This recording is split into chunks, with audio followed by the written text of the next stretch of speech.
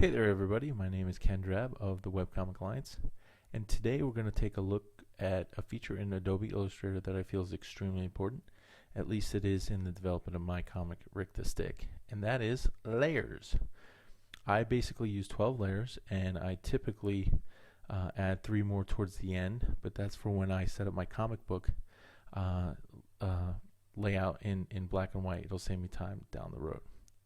I start out with the sketch layer, and that can feature something I sketch out right on my Cintiq, or something I draw freehand and scan it in and place it as a blue line as a reference. Very basic stuff, and I keep that on the bottoms, and I'll usually just turn that layer off when I export.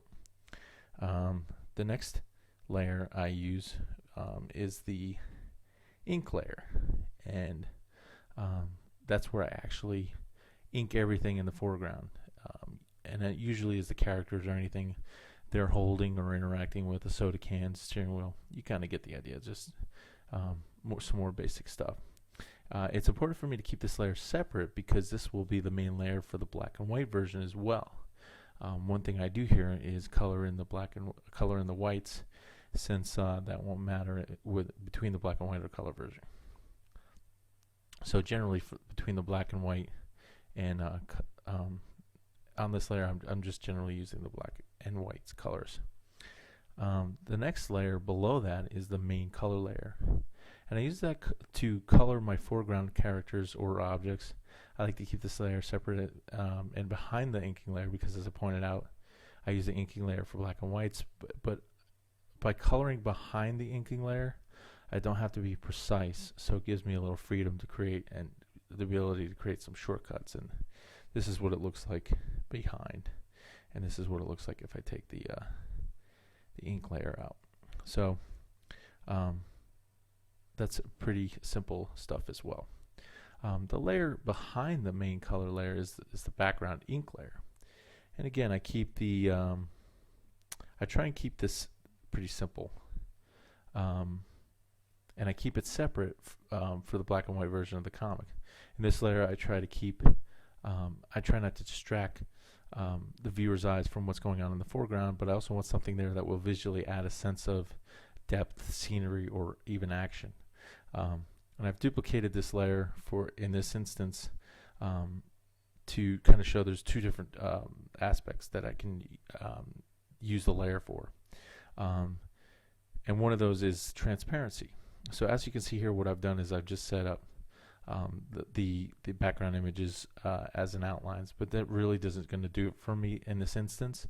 So I've actually colored in the shapes, and by clicking, let me just switch the layers here, and by clicking on the palette and going all the way over to the right, there's a click to target, drag to move appearance. Basically, if you just click on that, it selects everything on that layer and only on that layer, which is pretty useful if you have multiple layers and a lot of different stuff going on.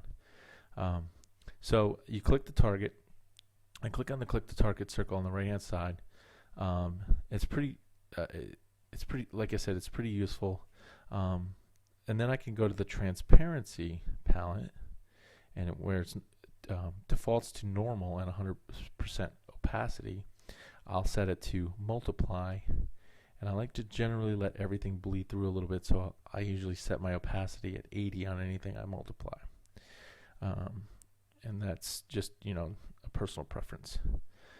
The great thing about this, now that I have this entire layer selected, is that anything I add later will maintain that multiply effect and the opacity of 80%.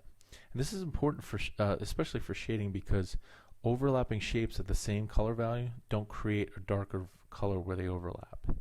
And the next important thing to remember about this is that if I were to mask this layer in with other layers, it loses its transparency effect. I don't know why it does that, but the multiply reverts to normal, which is a bummer. So I generally will typically mask this layer separately, and it keeps the effect.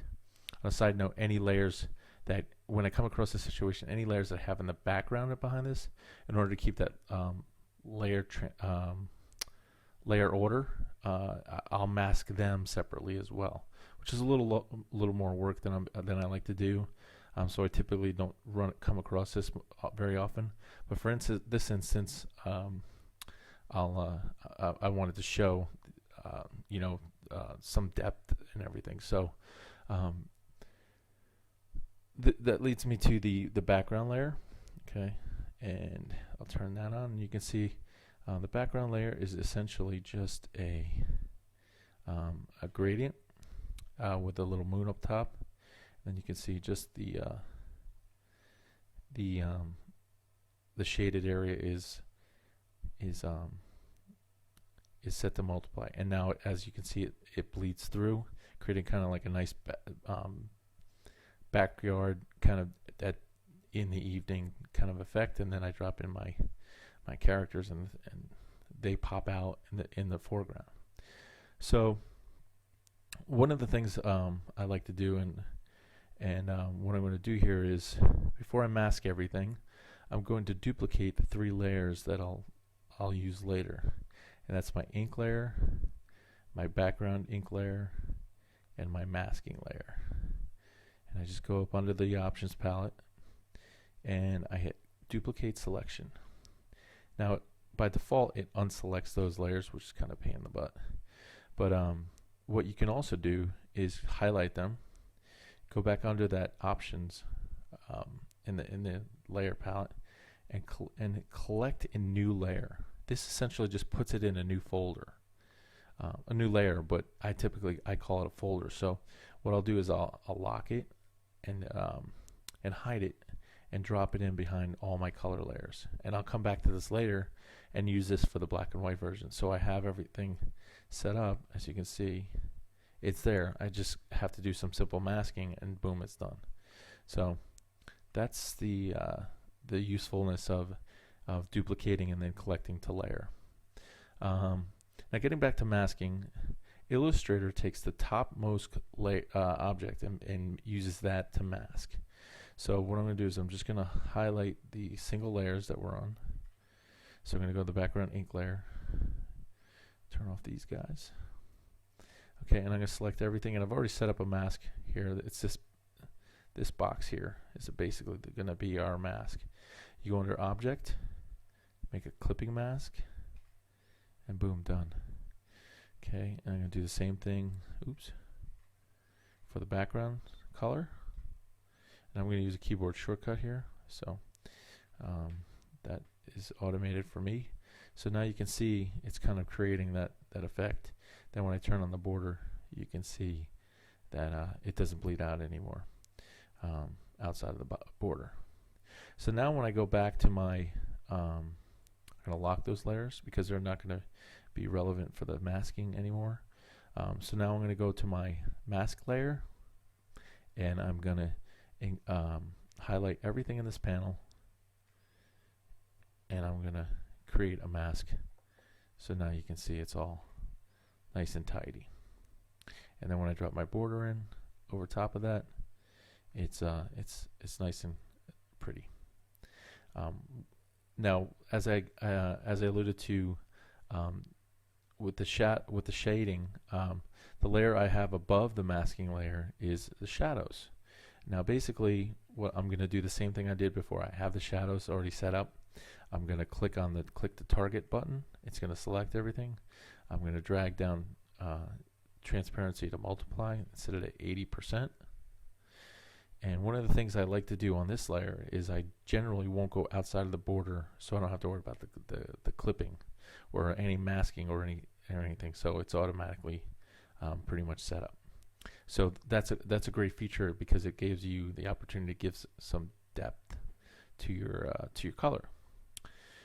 So the next layer that I have above that is the static border layer. That doesn't change, so I really never really unlock that.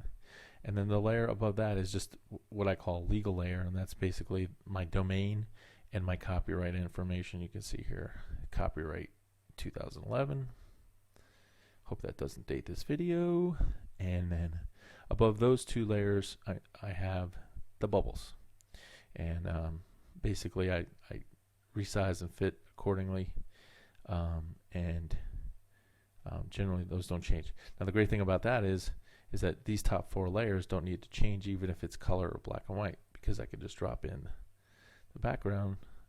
I mean, obviously I have the shading to worry about here, but you can see that it's already set up, so I can go back into and make it black and white. Pretty easy peasy.